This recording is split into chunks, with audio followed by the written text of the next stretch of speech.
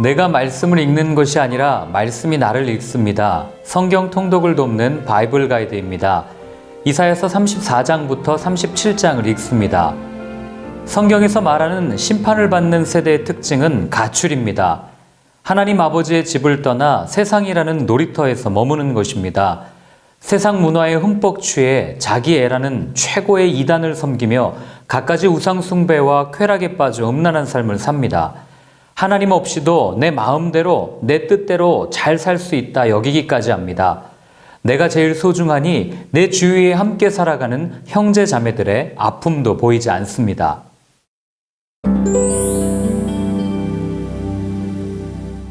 (34장과) (35장에서는) 하나님의 심판과 구원의 범위가 온 세상으로 확대되어 혈통이나 신분의 차별 없이 하나님을 의지하는 사람을 구원하실 것에 대한 예언을 말씀하십니다. 재미난 점은 심판의 메시지를 선포하시기 전에 마치 주목하고 외치듯이 집중하게 하신다는 점입니다.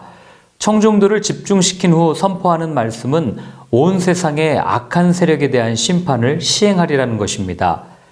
9절과 10절에서 말하는 하나님의 심판은 사람이 도저히 살 수 없을 정도로 처절합니다.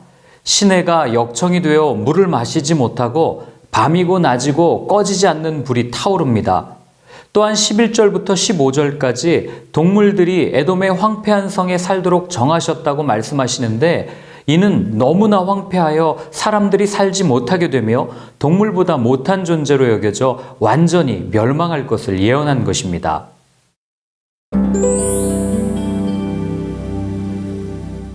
심판 이후 도래하게 될 메시아 왕국을 노래하는 35장은 사람의 죄로 온 땅이 파괴되어 황폐하게 되었을지라도 하나님께서 다시 에덴 동산처럼 회복시키실 것을 예언하고 있습니다.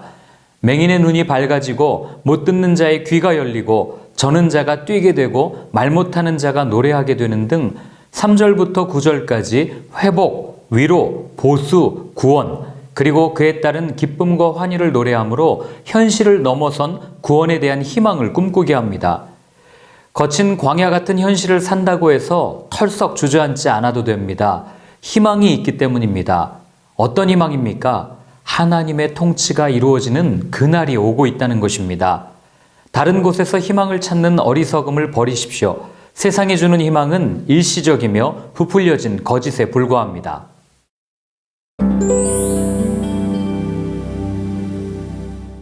이사야서에 나오는 히스기야에 대한 말씀들은 두 가지 특징을 갖습니다. 첫째는 앞부분에서 예언된 내용의 성취에 관심을 둔다는 것, 둘째는 뒷부분에 예언되는 바벨론 포로 시대를 암시한다는 것입니다. 앞부분과 뒷부분의 다리 역할로 히스기야의 이야기가 소개됩니다. 이는 심판이 예언되었지만 여전히 현실 속에서 어려움을 해결해 주시는 하나님의 모습을 보여주므로 앞으로 고난이 올 것이지만 지금도 미래에도 과거에도 하나님이 그들과 함께 하신다는 것을 말해주는 것입니다. 히스기야 14년에 아수르 왕 사네립이 예루살렘을 공격합니다. 아수르 측에서는 랍사게, 남유다 측에서는 엘리야김과 셈나가 협상관으로 만납니다. 아수르의 군대 장관인 랍사게는 남유다가 애굽과 하나님을 의지하여 아수르를 배반한 것을 힐책하고 항복할 것을 강요합니다. 시기적으로 히스기야가 종교개혁을 일으킨 후라는 것이 충격적입니다. 하나님만을 의지하고 결단하면 일이 잘 풀려야 할 것 같은데 히스기야에게 돌아온 것은 아수르의 공격과 위협이었습니다. 하나님께로 돌이키면 복을 주실 것이라는 기대감이 무너지지 않았겠습니까?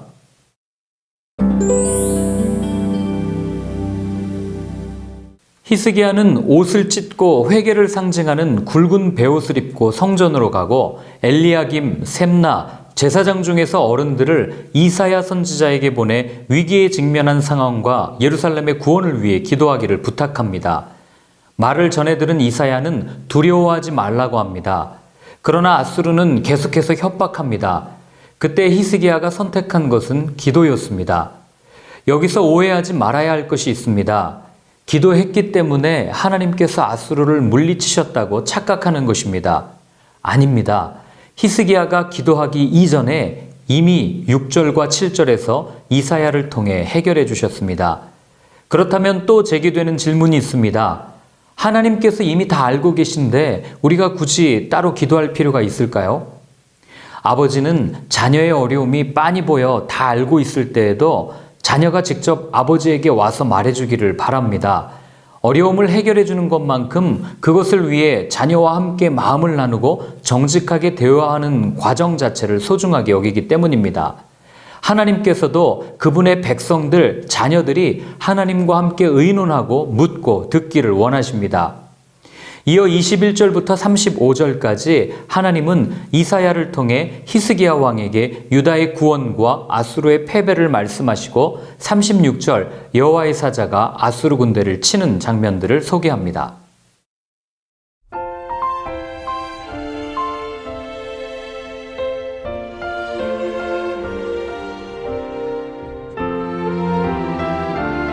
톨스토이는 게으른 자의 머릿속은 악마가 살기에 가장 좋은 곳이다라는 명언을 남깁니다. 그러나 성실한 자의 머릿속에도 악마가 살 수 있습니다. 성실한 사람들은 자신의 힘으로 무언가를 성취하기 위해 열심히 삽니다. 실제로 노력한 만큼 열매를 거두기도 합니다. 그러나 이 모든 걸 내 힘으로 쌓고 거두었다고 말하면 문제가 됩니다. 스스로의 힘으로 태양을 비추게도 못했고 때에 따라 비를 내리지도 못했기 때문입니다. 다만 땅을 갈고 그곳에 씨를 뿌렸을 뿐입니다. 본문의 아수르 역시 부유한 삶, 강한 군사력, 넓은 영토를 스스로의 힘으로 이뤄낸 업적으로 여겼습니다. 우리는 어떻습니까? 내가 잘해서 성공했다고 착각하지는 않습니까? 이런 착각이 자만에 빠지게 합니다. 내가 아무것도 할 수 없다는 것, 내 것이 아무것도 없다는 것을 깨닫는 것이 은혜입니다.